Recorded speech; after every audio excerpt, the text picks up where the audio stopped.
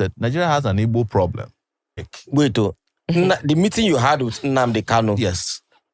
You are telling us now that for an Igbo man to survive in Nigeria, as it is currently put together, Nigeria must break. He said clearly that it is too late for Nigeria to come together. Whenever we want to take charge in this country, be careful of the Igbo. Don't give them position. Don't give them opportunity. Otherwise... This interview is so touching and so painful for Nnamdi Kanu to cry at Teso will waiting in tell him and even talk say no more negotiation. You go no say the thing don't serious, the thing don't touch Nnamdi Kanu. For Nnamdi Kanu to open up, cry as to Sowore. I won't make una listen to waiting Nnamdi Kanu tell Sowore. Secret things we say even tell them. Share this video right now so that everybody go hear waiting Sowore talk. This is important video we say you no need to joke with. Listen to it carefully, no skip. You get waiting in talk at the end itself where they even touch me. I watched this video self, I was touched. I just feel like to the cry. Why waiting the Igbos do Nigeria, waiting Biafras do Nigeria. They think they touch me. Listen to waiting Sowore talk. The way Sowore talk, where Nnamdi Kanu tell him with tears, with pain. Listen to waiting Sowore talk.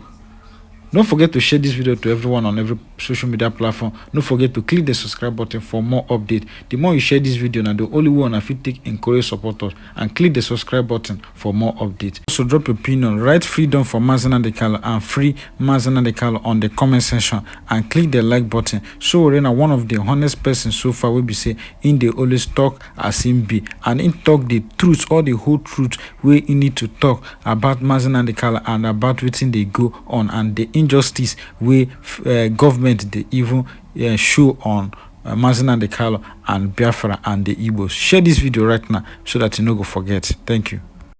Talking about Biafra. Yes. You had a meeting with Nnamdi Kanu, and that sparked, in fact, I think New York. I think you got arrested after that meeting. People would say, you people are not fighting the same cause. You are fighting to be the president of the country. Yes. He is fighting to divide the country. Yes. People would say, why would you be seen in such a meeting? Would you like to clear that You air? see, anybody that lacks any sense of consciousness would ignore social movements. That is the problem with Nigerian leadership. You cannot have a country in which there are 251 tribes or languages, and one big section says, we are not satisfied with here, and you don't talk to them, you don't understand them, then you are not a leader of that country.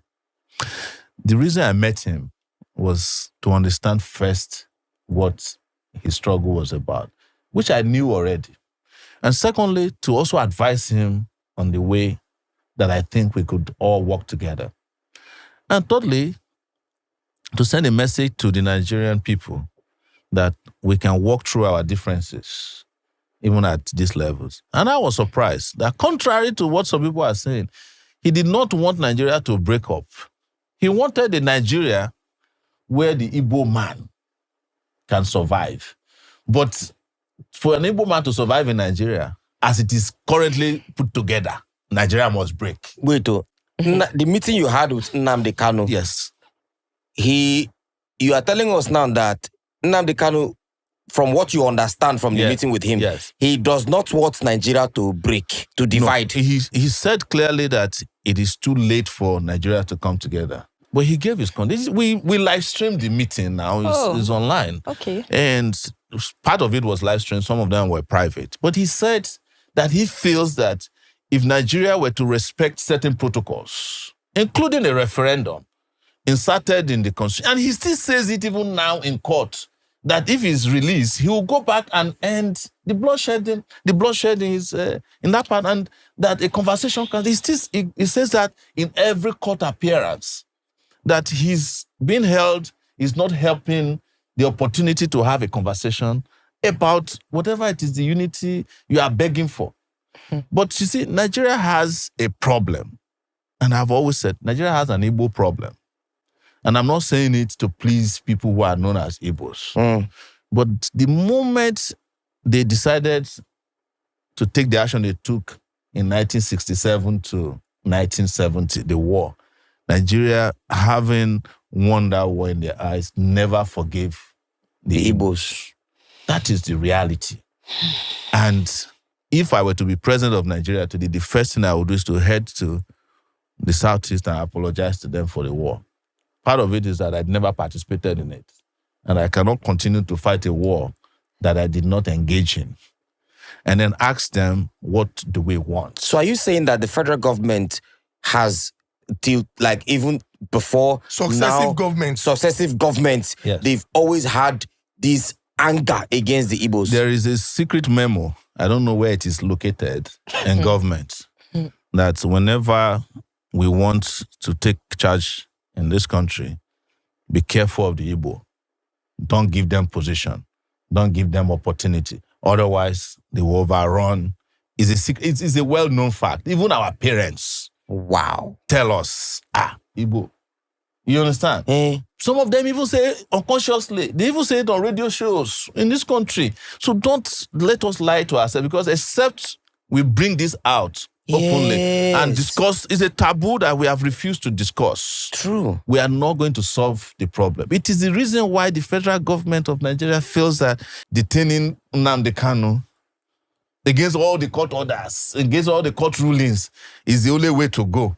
You know, I was detained in the DSS place for 5 months. Yes. There is nothing there to detain anybody. The place is not even functioning. The DSS headquarters.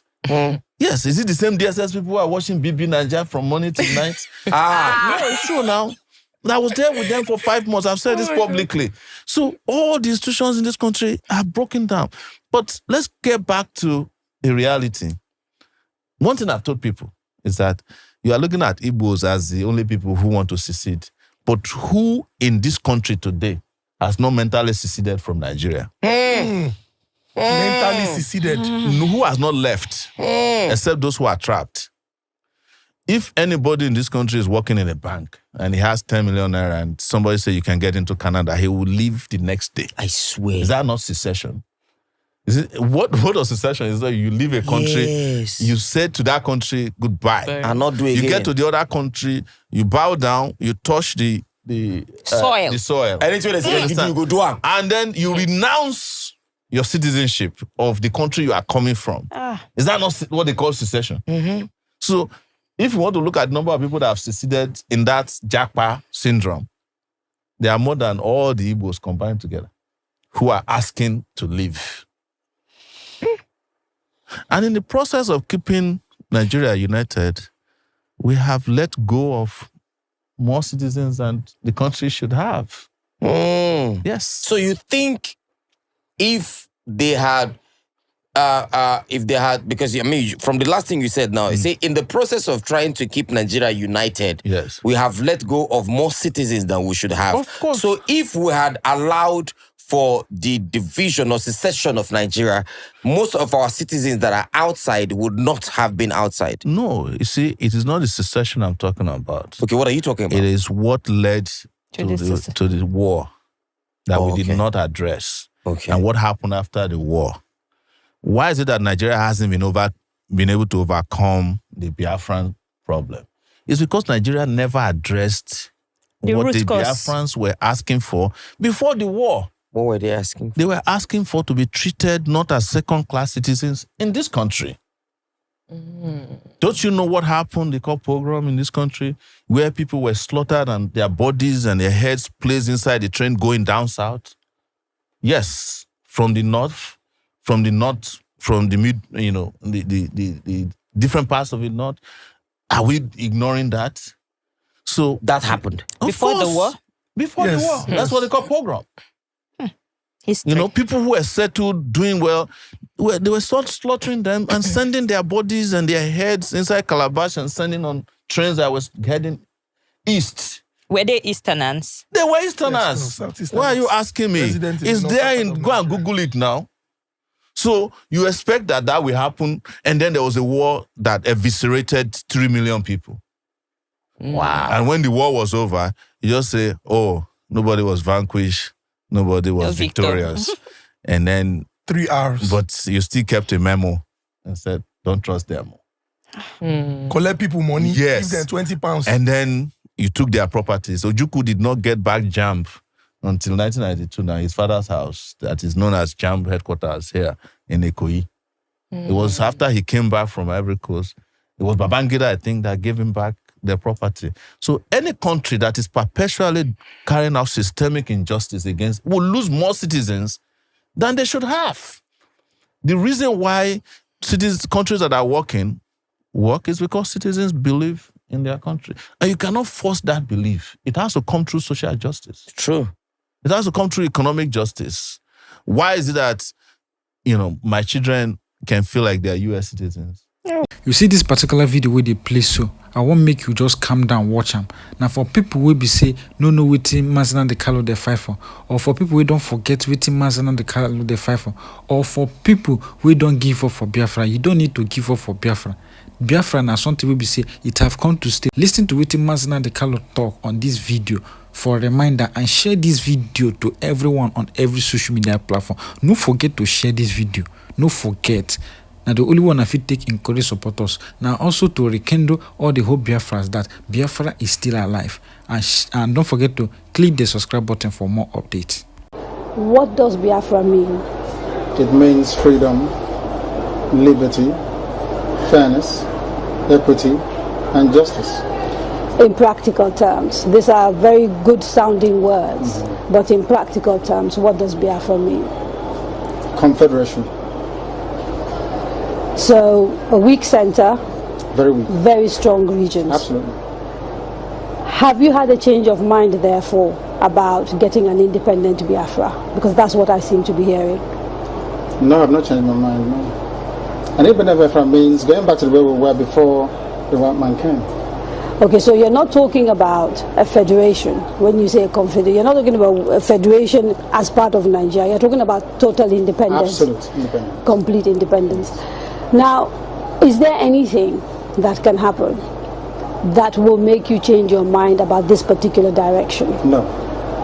So it is either Biafra or nothing else? Or death, yes. Or death? That's correct. If push comes to shove, yes, will you go to war? No, because truth is a far more potent and deadlier weapon than bullets and mortars. So truth. No war? You've ruled out the... Absolutely, I don't believe in war, no war. When I say Biafra or death, I'll keep pushing. Either I am alive, I die in the process, I won't stop. Allow me to repeat, if you don't mind. Had sovereign national conference been convened by the powers that be, where every ethnic nation, I said every, I don't care if there are 600, I don't care. Everyone is all the 500 plus. Everyone together to say, this is all, others can delegate, I don't know, powers to other people to attend on their behalf. Sit down to say, what type of country do we want? Sit down, discuss, agree. I can begin to perhaps submit to your position. Is it too late? It is way too late. They've killed too many people. They've ruined too many lives. They've wasted too many souls. How do we bring those people back?